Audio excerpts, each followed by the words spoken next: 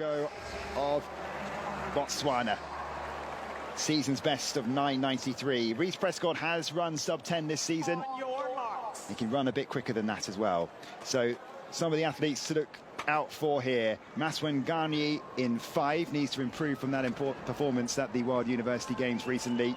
Prescott in 8 and Tebogo in 9. Tebogo and Prescott nearest to us as you look here.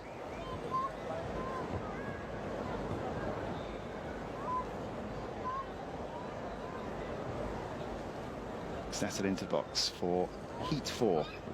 First 3 through. Set.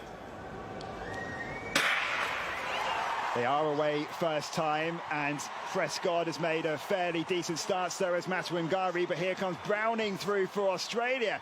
Browning's going to take this one ahead of Tebogo, and Prescott, I think, 3rd place for him. It's a 10-10. It's showing just ahead on 2nd there. We're going to have to look at that one again, I think. It looked to me like he might have been picked on the line by Tebogo. But Browning